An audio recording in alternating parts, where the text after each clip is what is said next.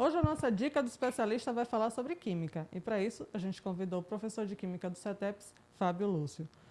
O assunto é a tabela periódica que passou por algumas modificações e o professor vai explicar um pouco para a gente sobre isso.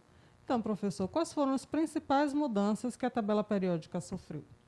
A tabela periódica ela sofreu uma mudança de inserção de elementos químicos no sétimo período, né, que é o período mais abaixo da tabela periódica. Recentemente foram inseridos 8 elementos químicos, né, para completar o último nível de energia do sétimo período, o que seria o último gás nobre, né, na família 8A, a família zero. E por que essa mudança foi inserida? Foram descobertos artificialmente novos elementos químicos através de bombeamento de núcleo de determinados átomos, e com isso surgiram esses elementos químicos. A intenção dos químicos que descobriram foi fechar, né, o sétimo período da tabela periódica e, consequentemente, chegar ao que seria o último gás nobre. Né? É isso. Na escola e nos cursos técnicos a gente trabalha com a tabela periódica. Mas eu queria que o senhor explicasse, professor, na prática, na vida, qual a importância da tabela periódica?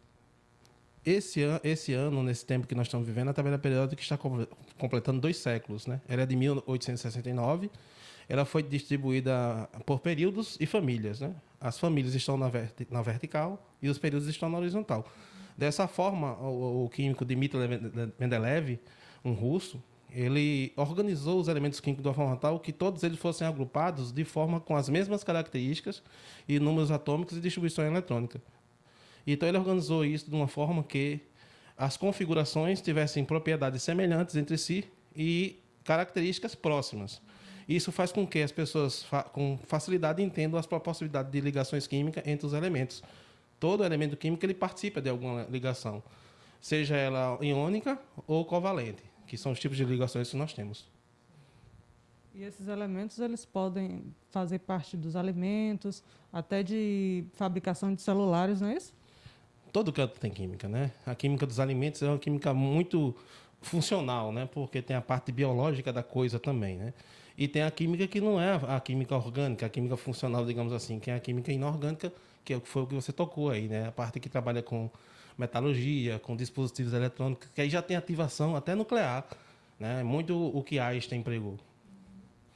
E eu andei pesquisando e eu vi que alguns elementos estão em escassez e podem até acabar. Eu queria que o senhor falasse sobre isso. Recentemente foi publicado aí pela Sociedade Europeia de Química, ainda não está oficializado, dizendo que nos próximos 100 anos nós teremos elementos químicos que estarão escassos na natureza. Assim nós já estamos vivendo, né? Como, por exemplo, elementos com titânio, por exemplo, que hoje já é um metal muito raro, e a medicina já está estudando alternativas para a fabricação de substituição óssea quando há perca desse material em algum acidente de trânsito, por exemplo. Então está se estudando substituição porque esse minério está se tornando cada vez mais raro. Nós temos outros elementos químicos que estão ficando escassos. O próprio carbono, por exemplo, com a questão da queima desordenada, com a forma como a coisa está acontecendo, isso está diminuindo a quantidade do carbono puro. E a sustentabilidade está fazendo com que a coisa se diminua. E a Sociedade Europeia de Química está pregando justamente isso. Se isso acontecer, nós teremos uma perca substancial de elementos químicos. Vamos dizer assim, seria a extinção de elementos químicos, que é uma coisa preocupante.